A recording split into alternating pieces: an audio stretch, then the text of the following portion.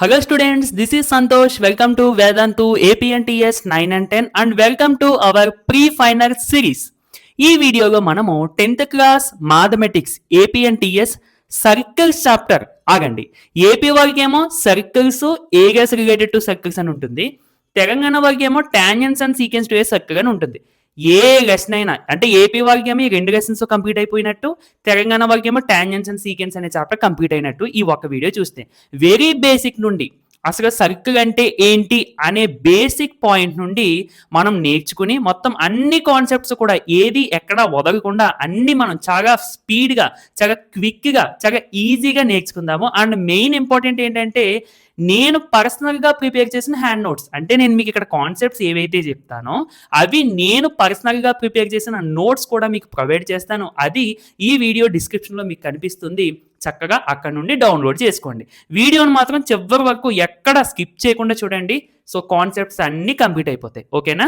మీకు టోటల్గా 10th క్లాస్లో ఉన్న సర్కిల్స్ రిలేటెడ్ కాన్సెప్ట్స్ అన్నీ కూడా మనం ఇప్పుడు కంప్లీట్ చేసుకుందాం నాన్న. మొదటిగా సర్కిల్కి సంబంధించిన బేసిక్స్, ఇవన్నీ కూడా బేసిక్సే, చాలా ఇంపార్టెంట్ నాన్న. ట్రయాంగిల్స్ మరియు సర్కిల్స్ రిలేటెడ్ కాన్సెప్ట్స్ మనకి 10th తోటే కాకుండా గవర్నమెంట్ ఎగ్జామ్స్లో చాలా ఎక్కువగా యూజ్ అవుతాయి. అఫ్కోర్స్ మనకి ఇంటర్మీడియట్లో కూడా యూజ్ అవుతాయి, కానీ ఇవి మీకు గవర్నమెంట్ ఎగ్జామ్స్లో చాలా చాలా ఎక్కువగా, నేను మళ్ళీ చెప్తున్నాను, ఈ మాట గుర్తుంచుకోండి. మీరు ఒకవేళ గవర్నమెంట్ ఎగ్జామ్స్ ప్రిపేర్ అయితే ఇంటర్మీడియట్ అయిపోయిన తర్వాత అయినా, డిగ్రీలోనైనా, ఎప్పుడైనా కానీ కంపల్సరీ ఇవన్నీ మళ్ళీ చదువుతారు. ఓకేనా? 100% షూర్. కాబట్టి చాలా జాగ్రత్తగా వినండి నాన్న. డెఫినేషన్లో ఏమొద్దు, సింపుల్గా చెప్పేస్తాను, మీకు అర్థమైతే చాలు, అంతే. ఇందులో నాన్న మొదటిగా సర్కిల్ అంటే ఏంటి? సర్కిల్ అంటే మనం డైలీ లైఫ్లో చాలా షేప్స్ చూస్తూ ఉంటాం. బ్యాంగిల్స్, కాయిన్స్, ఇంకా మనకి చాలా షేప్స్ కనిపిస్తూ ఉంటాయి.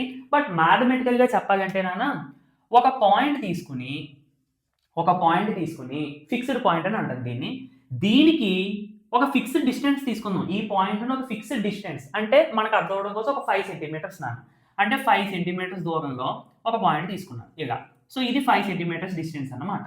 అలాగే ప్రతి డైరెక్షన్లోని కూడా ఈ పాయింట్ నుండి ఈ పాయింట్ నుండి 5 సెంటీమీటర్స్ డిస్టెన్స్లో నేను పాయింట్స్ అన్నింటినీ లొకేట్ చేసుకుంటా వస్తేనానా నాకు వచ్చేటువంటి షేప్ని, అంటే ఈ ఫిక్స్డ్ పాయింట్ నుండి ఒక ఫిక్స్డ్ డిస్టెన్స్లో ఉన్న పాయింట్స్ అన్నింటినీ లొకేట్ చేసుకుని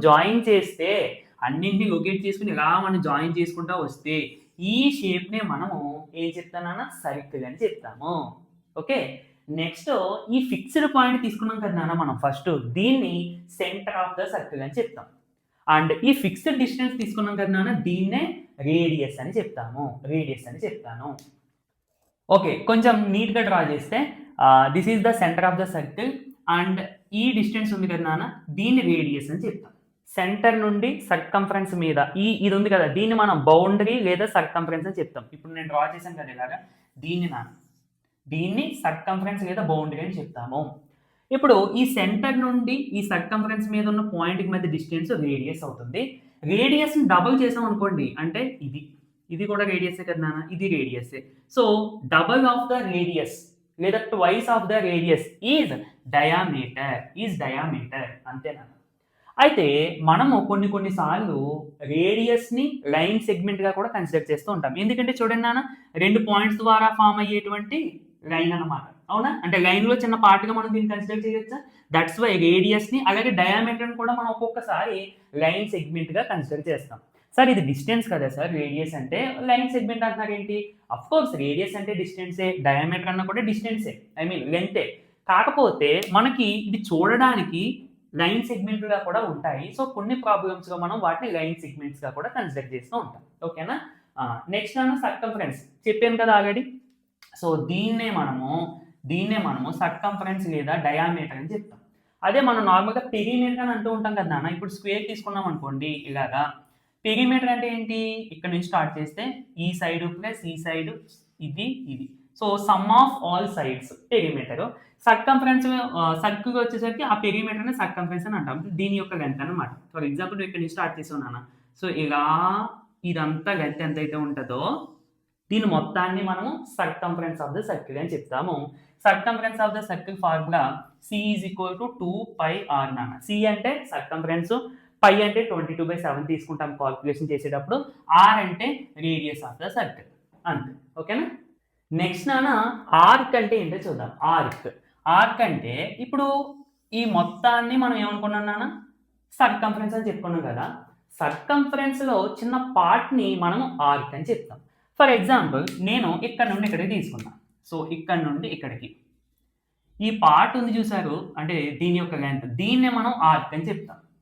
మనం కన్స్ట్రక్షన్ చేసేటప్పుడు లోయర్ క్లాసెస్లో డివైడర్ తోటి ఇలా ఆర్క్ కొడతాం, ఇలా ఆర్క్ అని చెప్పి పాయింట్ ఇంటర్సెక్ట్ చేసింది చూసారా. అంటే ఇప్పుడు మనం ఇక్కడ నుంచి ఇక్కడ డ్రా చేసి తీసేస్తాం, దాన్ని మనం ఇలా రొటేట్ చేసేస్తాం అనుకోండి, మనకు ఒక సర్కిల్ ఫామ్ అయిపోతుంది సర్క్యులర్ తోటి. అదవుతుందా? అంటే సర్కంఫరెన్స్ లో చిన్న పార్ట్ ని మనము ఆర్క్ అని చెప్తాం. టోటల్ సర్కంఫరెన్స్ కూడా మనం ఆర్క్ గా కన్సిడర్ చేయొచ్చు. అండ్ ఆర్క్ లో మళ్ళీ మనకి రెండు టైప్స్ ఉంటాయి. ఏంటంటే minor and major. Simple, minor అంటే చిన్నది నాన్న, మేజర్ అంటే పెద్దది. చిన్న ఆర్క్ ఉంటే దాన్ని మైనర్ ఆర్క్ అని చెప్తాం. ఇప్పుడు చూస్తే ఇది ఏబి అనుకుంటే నాన్న, ఏబి అనేది చిన్న ఆర్క్.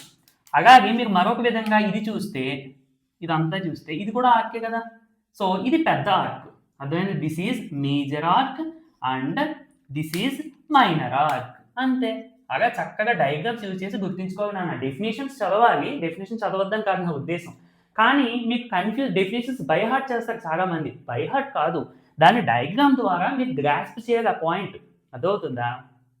నెక్స్ట్ నాన్న కార్డ్ అంటే ఏంటనేది చూద్దాం. సో ఒక సర్కిల్ తీసుకుందాం నాన్న. ఇది సర్కంఫరెన్స్, ఇది సెంటర్ ఆఫ్ ద సర్కిల్, ఇదంతా కూడా సర్కంఫరెన్స్ లేదా బౌండరీ. ఇప్పుడు సర్కంఫరెన్స్ మీద ఏదైనా రెండు పాయింట్స్ తీసుకో, రెండు డిఫరెంట్ పాయింట్స్ తీసుకో. ఇక్కడ ఒక పాయింట్ తీసుకుంటున్నాను నాన్న, ఇక్కడ ఒక పాయింట్ తీసుకుంటున్నాను. ఇప్పుడు ఈ రెండింటిని జాయిన్ చేయి, నీకు ఒక లైన్ సెగ్మెంట్ ఫామ్ అవుతుంది. సో దీన్నే మనము కార్డ్ అని చెప్తాము, ఓకే. మనం ఇలా చాలా కార్డ్స్ డ్రా చేసుకోవచ్చు. ఇదొక కార్డ్ అవుతుంది, నెక్స్ట్ ఇదొక కార్డ్ అవుతుంది. ఇలా మనం చాలా కార్డ్స్ డ్రా చేసుకోవచ్చు. అయితే సెంటర్ నుండి పాస్ చేసి ఒక కార్డ్ని, ఇదే కార్డ్ని సెంటర్ నుండి పాస్ చేశాను అనుకోండి, అంటే ఈ విధంగా సెంటర్ నుండి పాస్ అయ్యే విధంగా నేను ఒక కార్డ్ డ్రా చేశాను అనుకున్నాను, దాన్ని మనము డయామీటర్ అని చెప్తాం. సో డయామీటర్నే కొంచెం మంది largest card in a circle అని చెప్తారు, ఎందుకంటే ఇలా. ఓకేనా? నెక్స్ట్ సెక్టార్ అంటే ఏంటి? సెక్టార్ అంటే నాన్న చూడండి, ఒక సర్కిల్ తీసుకున్నాను నాన్న, ఒక సర్కిల్, ఇది సెంటర్, ఇది రేడియస్, ఇది కూడా రేడియస్, ఇది రేడియస్, ఇది కూడా రేడియస్. ఇప్పుడు జాగ్రత్త అబ్జర్వ్ చేయండి, రేడియస్లో ఈ రెండు కూడా, అండ్ ఇదేమో నాన్న ఆర్క్, ఈ చిన్న ఆర్క్ కన్సిడర్ చేస్తున్నాను, ఇది ఈ కిందది. రెండు రేడియస్లో ఒక ఆర్క్, రేడియస్ మరియు ఆర్క్ ద్వారా ఫామ్ అయిన ఏరియాని మనం సెక్టార్ అని చెప్తున్నాను. అంటే ఇప్పుడు ఇదే కదా మనకి, ఇదిగో రేడియస్లో ఈ ఆర్క్, ఇది ఆర్క్, ఈ రెండు రేడియస్, దీని మధ్యలో ఫామ్ అయిన ఏరియా ఉంది చూసారు, దీన్నే మనం సెక్టార్ అని చెప్తాము. మళ్ళీ సెక్టార్లో రెండు రకాలు ఉంటాయి నాన్న, minor sector, major sector. Minor sector అంటే ఆర్క్ చిన్నదనుకున్నానా, అప్పుడు దాని ద్వారా ఫామ్ అయిన ఏరియా ఇది మైనర్ సెక్టర్ అవుతుంది. చిన్న ఆర్క్ ద్వారా ఫామ్ అయిన ఏరియాని మైనర్ సెక్టర్ అని చెప్తాము. ఒకవేళ పెద్ద ఆర్క్ అనుకోండి, ఇక్కడే చూడండి నాన్న, ఇప్పుడు ఇది మీకు తీసుకుంటే, ఇది ఇక్కడ నుండి ఇక్కడికి ఆర్క్ తీసుకుంటే నాన్న ఇది, సో ఈ ఆర్క్ తీసుకోండి, ఇది పెద్ద ఆర్క్. అలాగే ఇది రేడియస్, ఇది కూడా రేడియస్సే. ఇప్పుడు నేను చెప్పినట్టు రేడియస్కి ఆర్క్కి ఫామ్ అయిన ఏరియా అంటే ఇదేనా? అవునా? సో ఇది కూడా నీకు సెక్టార్ అవుతుంది.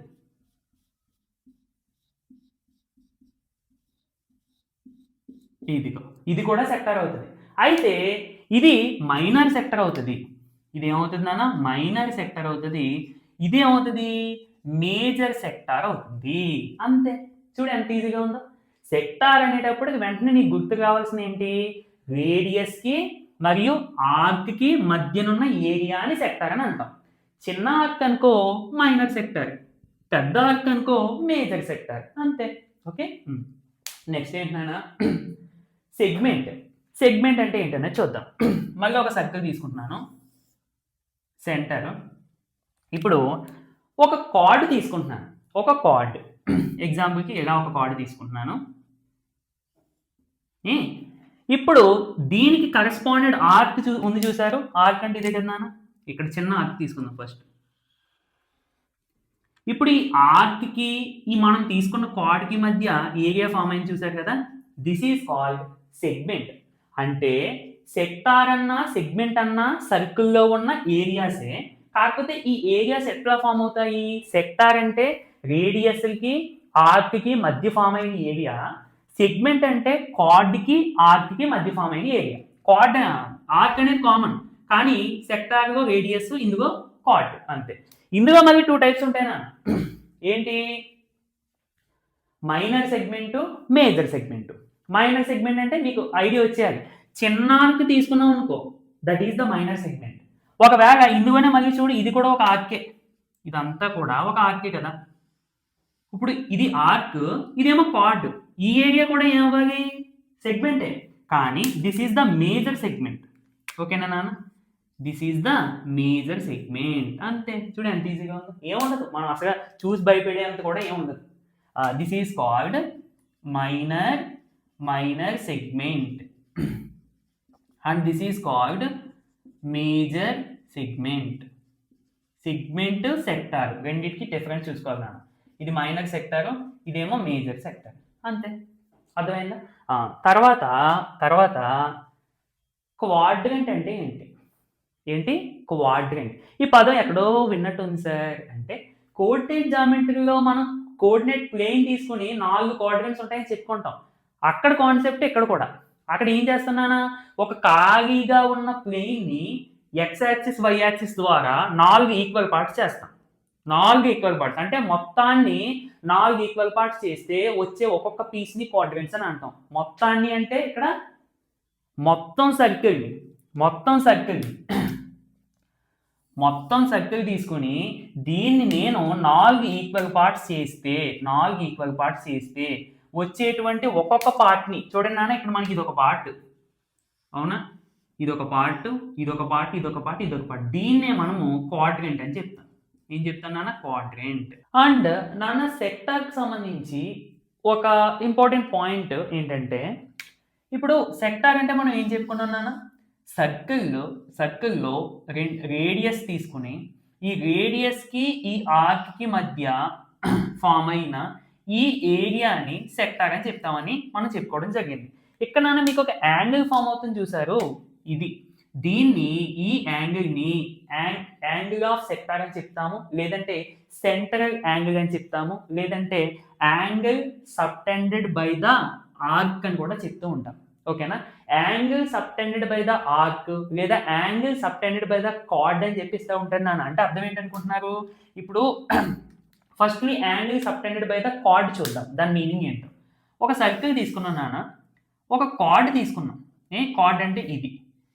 ఇప్పుడు ఈ కార్డు సెంటర్లో యాంగిల్ సబ్టెండ్ చేసిందని చెప్పి క్వశ్చన్లో ఇస్తాడు. Angle subtended by the card at the centre of the circle 60 degrees అని చెప్పి క్వశ్చన్లో కనిపిస్తుంది. అంటే ఈ కార్డ్ యొక్క ఎండ్ పాయింట్స్ నుండి మనం ఈ సెంటర్ని ఇలా జాయిన్ చేస్తే ఇక్కడ ఫామ్ అయిన యాంగిల్నే మనము angle subtended by the chord అని చెప్తాం.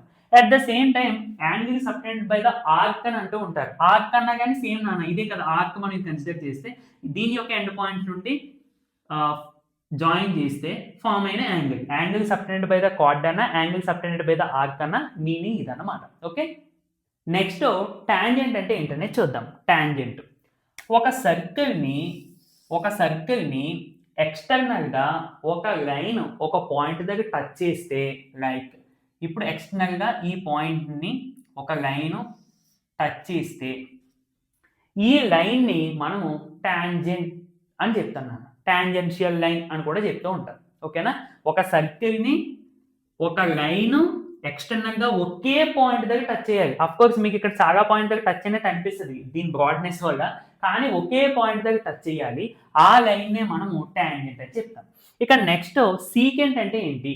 సీకెంట్ అంటే అండ్ నాన్న మరొక విషయం, ఇప్పుడు ఈ టచ్ అయిన పాయింట్ ఉంది కదా, ఐ మీన్ రెండింటికి సర్కిల్కి లైన్కి కామన్ పాయింట్ ఉంది కదా, దీన్ని మనము పాయింట్ ఆఫ్ కాంటాక్ట్ అని చెప్తాం. Point of contact. తర్వాత సీకెంట్ అంటే ఏంటంటే నాన్న, ఒక సర్కిల్ని ఒక లైన్ 2 పాయింట్స్ దగ్గర ఇంటర్సెక్ట్ చేసేస్తుంది. సో ఇటువంటి టైప్ ఆఫ్ లైన్ని మనము సీకెంట్ లైన్ అని చెప్తాం, లేదా సింపుల్గా సీకెంట్ అని చెప్తాం. నెక్స్ట్ నార్మల్ అంటే ఏంటంటే నాన్న, ఇప్పుడు మనం టాంజెంట్ డ్రా చేస్తాం కదా, ఇది సెంటర్ ఉంది కదా, ఇది centre of the circle, tangent draw చేసాం. ఇప్పుడు ఈ పాయింట్ ఆఫ్ కాంటాక్ట్ దగ్గర టాంజెంట్కి పర్పెండిక్యులర్ గా ఒక లైన్ నేను డ్రా చేస్తే this is called as the normal. టాంజెంట్కి పర్పెండిక్యులర్ గా ఉండేది అన్నట్టు. ఓకేనా, పాయింట్ ఆఫ్ కాంటాక్ట్ దగ్గర టాంజెంట్కి పర్పెండిక్యులర్ గా ఉండేదాన్ని మనం నార్మల్ అని చెప్తాము. దీన్ని టాంజెంట్ అని చెప్తాము అండ్ దీన్ని సీకెంట్. ఓకే, ఇంకేమున్నాయి నాన్న? Tangent, secant, normal. Next interior and exterior points. అది మీకు చూస్తేనే అర్థమైపోతుంది. సో సర్కిల్ తీసుకున్నప్పుడు మనం పాయింట్స్ ఇన్సైడ్ సర్కిల్ లోపల ఉన్నవి, సర్కిల్ బౌండరీ యొక్క లోపల ఉన్న పాయింట్స్ ని ఇంటీరియర్ పాయింట్స్ అని చెప్తాము. బయట ఉన్న పాయింట్స్ ని ఎక్స్టీరియర్ పాయింట్స్ అని చెప్తాము. ఒకవేళ సర్కిల్ సర్కంఫరెన్స్ మీద ఉంటే వీటిని points lie on the circumference of the circle అని చెప్తామన్నమాట. సర్కిల్స్ కి సంబంధించి కొన్ని ఇంపార్టెంట్ థియరమ్స్ మనం నేర్చుకుందాం నాన్న. సింపుల్ గా థియరం అంటే ఏంటి, దాని ద్వారా మనం ఏం నేర్చుకోవాలని నేను చెప్తాను, జాగ్రత్తగా వినండి. మొదటిగా నాన్న, మనం సర్కిల్ కి ఒక టాంజెంట్ డ్రా చేసినప్పుడు పాయింట్ ఆఫ్ కాంటాక్ట్ దగ్గర మనం ఒక రేడియస్ డ్రా చేస్తే, అంటే ఈ విధంగా ఈ రేడియస్ కి ఈ టాంజెంట్ కి మధ్య యాంగిల్ 90 డిగ్రీస్ ఉంటుంది. పాయింట్ ఆఫ్ కాంటాక్ట్ దగ్గర మాత్రమే. అంటే చాలా మంది అనుకోవచ్చు ఇది రేడియస్ కదా సార్, మరి రేడియస్ కి ఈ టాంజెంట్ కి 90 డిగ్రీస్ ఉండదు కదా అంటే, పాయింట్ ఆఫ్ కాంటాక్ట్ దగ్గర డ్రా చేసిన రేడియస్ కి మరియు ఈ టాంజెంట్ కి మధ్య 90 డిగ్రీస్ ఉంటుంది. ఓకే, నెక్స్ట్ సెకండ్ థియరం ఏంటంటే నాన్న, సైక్లిక్ క్వాడ్రిలేటరల్ కి సంబంధించింది. సైక్లిక్ క్వాడ్రిలేటరల్ అంటే ఏదైనా ఒక క్వాడ్రిలేటరల్ అంటే 4 సైడ్స్ ఉన్న క్లోజ్డ్ ఫిగర్. ఇప్పుడు 3 సైడ్స్ ఉన్న క్లోజ్డ్ ఫిగర్ అంటే ట్రయాంగిల్. 4 సైడ్స్ ఉన్న క్లోజ్డ్ ఫిగర్ ని మనం క్వాడ్రిలేటరల్ అని చెప్తున్నాను. ఇందులోనే square, rectangle, trapezium, rhombus, parallelogram ఇవన్నీ వస్తాయి. అలాంటిదన్నమాట ఒక క్వాడ్రిలేటరల్ అంటే. అది ఇలా సర్కిల్ యొక్క సర్కంఫరెన్స్ మీద 4 వెర్టిసెస్ తో ఇలా ఫామ్ అయితే సర్కిల్ లోపల, ఈ క్వాడ్రిలేటరల్ నే మనము సైక్లిక్ క్వాడ్రిలేటరల్ అని చెప్తాం. సైక్లిక్ క్వాడ్రిలేటరల్ లో opposite angles, sum of opposite angles are supplementary. అంటే ఈ యాంగిల్ ని యాడ్ చేస్తే 180 డిగ్రీస్ నాన్న, 180 డిగ్రీస్ వస్తుంది. అలాగే ఈ యాంగిల్ ని యాడ్ చేస్తే 180 డిగ్రీస్ వస్తుంది. Sum of opposite angles are supplementary. Next third theorem ఏంటంటే, ఒక సర్కిల్ కి ఎక్స్టర్నల్ పాయింట్ నుండి మనం కేవలం 2 టాంజెంట్స్ మాత్రమే డ్రా చేయగలము. ఆ 2 టాంజెంట్స్ యొక్క లెంత్ కూడా ఈక్వల్ గా ఉంటాయి.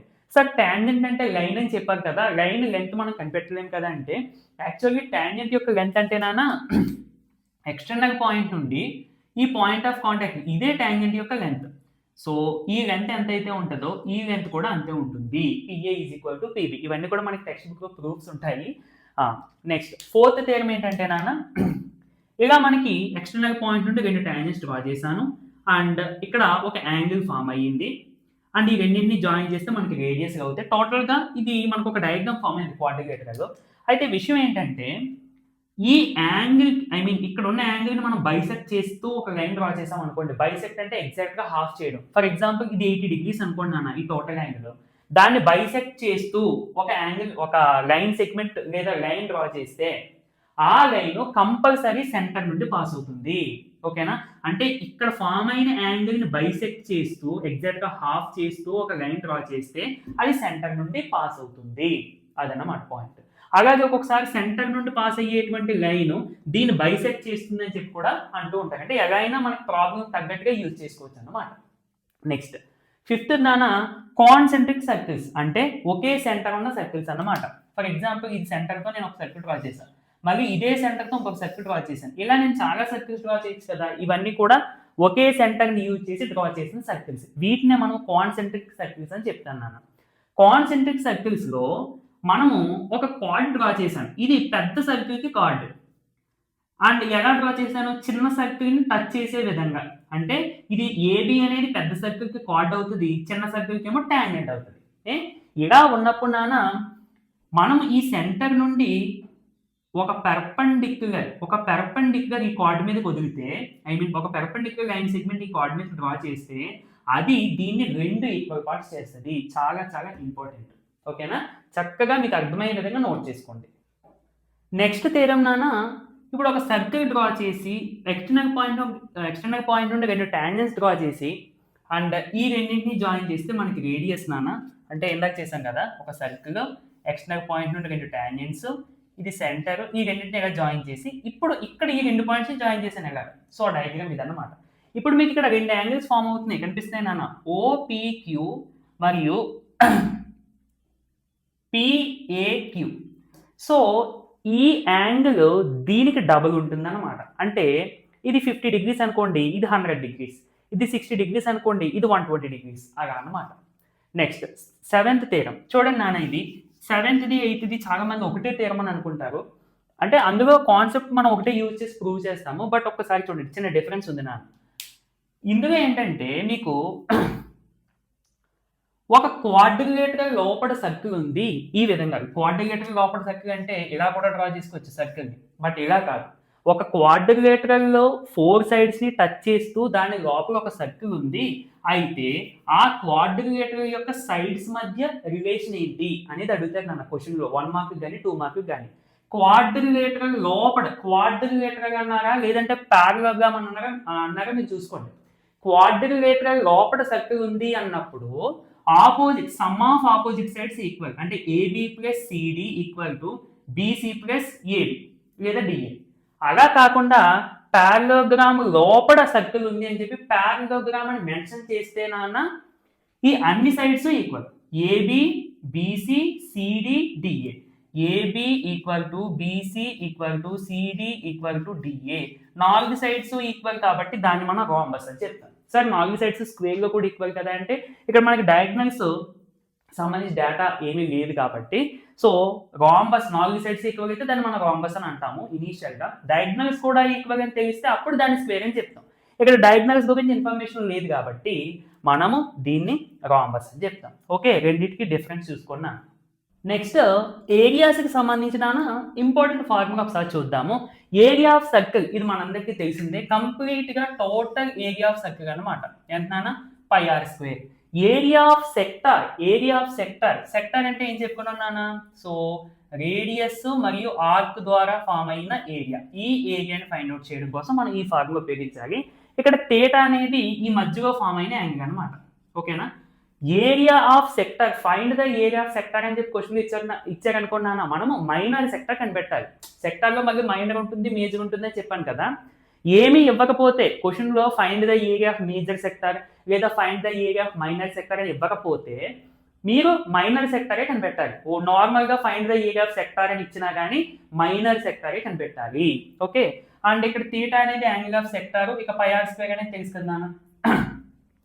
Next length of arc of sector అంటే దీని యొక్క లెంత్ ఫైండ్ అవుట్ చేయండి. ఇది ఆర్క్ అంటే అదవుతుందా, కింద ఉంది కదా నాన్న, ఇది ఇక్కడ నుండి ఇక్కడికి, ఈ లెంత్ θ/360 degrees ఇంటూ 2πr అవుతుంది. ఏరియా అనేటప్పటికి πr² నాన్న, సర్కిల్ ఏరియా πr² వస్తుంది కాబట్టి అలా గుర్తించుకోండి. లెంత్ అంటే సర్కంఫరెన్స్, మనం సర్కిల్ యొక్క సర్కంఫరెన్స్ ఏమవుతుంది 2πr కదా, అలాగే ఇక్కడ 2πr వస్తుంది అని చెప్పి గుర్తించుకోండి. ఓకే, అండ్ మనకి ఎగ్జామ్లో నాన్న మెయిన్గా ఇక్కడ థీటా అంటే ఈ యాంగిల్ ఆఫ్ సెక్టారే. ఎగ్జామ్లో మనకి మైనర్ సెగ్మెంట్ ఎక్కువగా అడుగుతూ ఉంటారు నాన్న. మైనర్ సెగ్మెంట్ అంటే ఏంటి, ఇది ఈ ఏరియా. అయితే దీన్ని డైరెక్ట్గా ఫైండ్ అవుట్ చేయడానికి మనకి ఫార్ములా లేదు. మనం చేసేది ఏంటంటే మొదటిగా నాన్న ఈ sector area total find out చేసేస్తాం. అంటే ఎలా ఉంది కదా, ఈ sector area total find out చేసేసి అందులో నుండి ఈ ట్రయాంగిల్ తీసేస్తాం అన్నమాట. అప్పుడు మనకు కావాల్సిన మైనర్ సెగ్మెంట్ వస్తుంది. అది మనం ప్రాబ్లమ్ సాల్వింగ్ సెషన్లో చూద్దాం. ఓకేనా, సో సర్కిల్స్లో ఈ అన్ని కాన్సెప్ట్స్ కంపల్సరీ మీకు అందరికీ కూడా వచ్చి ఉండాలి.